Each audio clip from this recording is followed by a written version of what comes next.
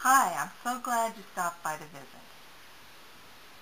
I'm thrilled to be able to introduce you to my newest Izannah Walker reproduction doll. Like all of my reproduction Izannahs, she's about 18 to 18 and a half inches tall. I would tell you her name, but I haven't named her yet. I'm saving that for her new mom to do. I think it's more special if whoever owns her gets to name her. This is an all-cloth doll. She has a pressed cloth head. She's a reproduction of one of Izannah's earliest pre-patent dolls. That means that her head is molded in two pieces, a front and a back, and it's sewn together. Then the head is sewn onto a shoulder covering. You can see the seam here along the neck. There's a seam here and a seam in the back as well. These pre-patent Izannahs are my very favorite. I love the way they look. They're wonderful, naive qualities, and that's why this is the kind I make. She's got 2 curls in front of each ear, 7 curls across the nape of her neck, and a real coral bead necklace. Her body covering is made of an antique glazed linen. It's some fabric that I found that had never been used. I did not wash it because I didn't want to destroy the glazing. Once the fabric is washed, you lose that lovely sheen that it has. She has jointed arms, stitched fingers, and applied thumbs that are made in a separate piece and stitched on. She has painted boots, jointed knees, and hips. When I was making this doll, I ran across a photograph of a little girl that I dearly loved, and she influenced this doll and her design and her dress. I just happened to have some fabric that was very, very similar to the fabric in the dress in the photo. So I thought this would be the perfect doll to make. She comes with a full set of clothing. She has a chemise, which has lace trim on the sleeves, the hem, and the neckline. She has a pair of pantalettes. The pantalettes are divided. They have growth tucks in the legs, and these are tucks that mothers sewed into the clothing of their children. You can let the hems out as the child grows by taking out the stitching along this line, and then it lengthens the leg. The back of the panelette closes with a hook and eye, which is a period closure. She also has 2 petticoats. She has an embroidered flannel petticoat because this is February in New England and it's chilly, and all proper little girls wear flannel petticoats in the winter. She also has a linen petticoat to go over that, and then her dress. In my clothing, you will notice that it is made like period clothing actually was. You'll find seams in different places than you would find them in modern clothing. This is an example of an 1850s child's dress, and you'll notice that the seams are not where we would seam now. There's one slightly off center in the front and another off center in the back. So they're not just, and then there's one over here on this side as well. So there's 3 seams in this dress instead of the 2 that you would expect, and they're not placed like modern seams are. The other thing I'd like to point out while I've got this dress here is that there is a drawstring run through the neck, and that's how the neck closes. It ties with the drawstring. The doll dress does the same thing. And there's hooks and eyes at the waist as the closure.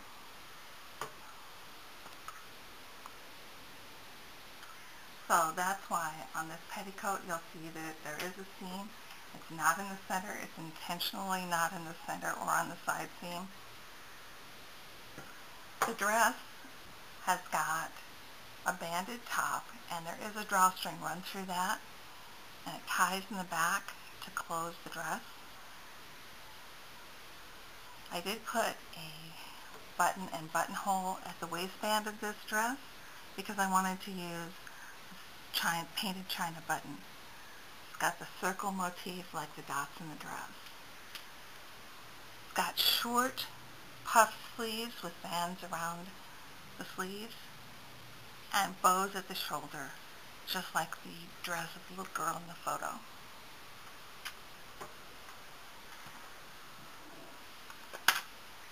I can't really see the tops of the boots that she's wearing. They're in the shadow in the photo. So I took a little license, and when I painted the boots on the doll, I did go ahead and put scallop tops. Izannah did this sometimes, and it's a detail that I like. Because the dress is a brown print, I outlined around the top of the scallops with brown and did brown laces. So the boots are a combination of black and brown. Let's see what she looks like dressed.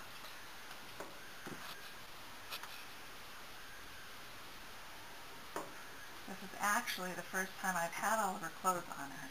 I did measure them and make them custom fit as I was sewing them, but I haven't actually put everything on her all at once. I thought I'd wait until you were here and could see me do it. Okay, there's her panelettes. The hems are just above the scallop on her boots. That way you'll be able to see that. Her chemise goes on just the way you dress a small child, right over the top of her head. You've got to get her arms up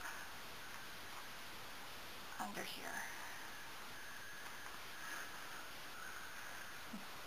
She's not quite as squirmy as a 2-year-old, but still a little bit of a challenge.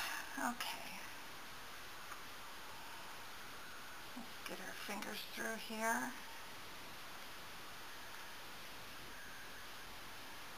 And the other hand.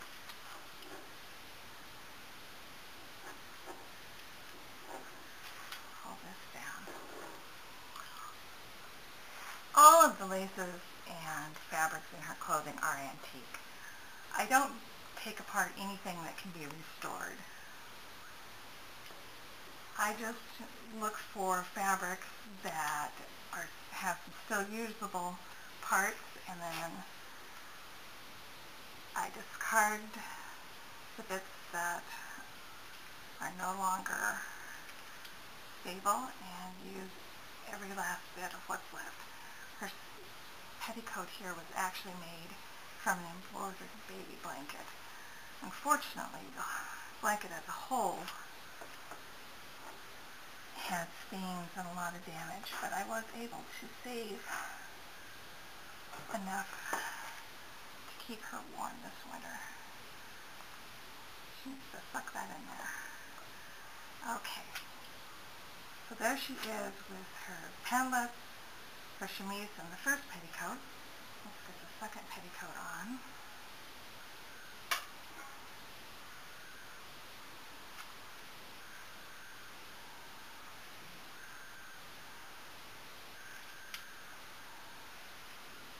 My dolls, just like Izannah's, are quite sturdy. They're made to be played with. They don't really break, as they are, after all, cloth dolls. So you can tell that I don't really treat them like china or anything. This petticoat fastens with an antique button.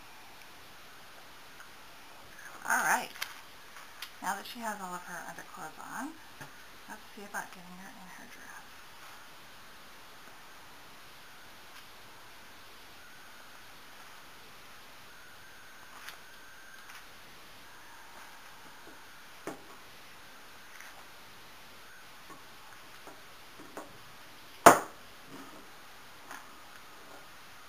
If you'd like, you can order extra dresses custom made for your dolls, so you can have the fun of doing this whenever you want. You can change their clothes, special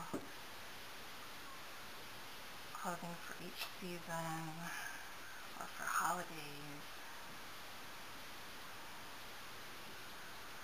Alright, pretty exciting. I'm thrilled to be able to see what she looks like all put together.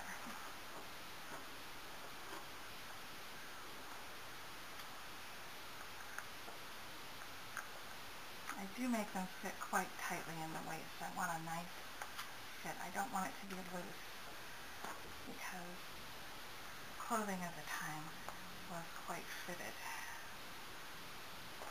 Okay, there we go.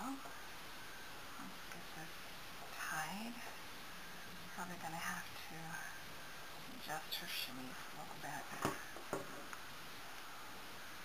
Now sometimes I let the lace at the neck of the chemise show, and other times I tuck it in.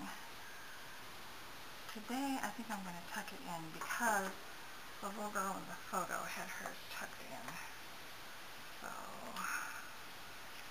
see about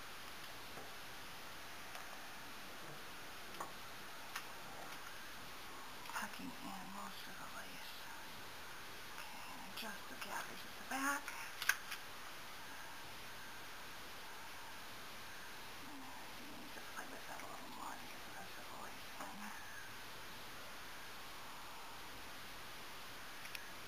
There she is.